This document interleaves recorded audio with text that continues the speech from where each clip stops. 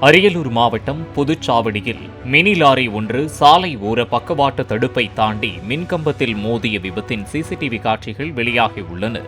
Driver தூங்கியதால் mini lorry கட்டுப்பாட்டை இழந்ததாக கூறப்படுகிறது.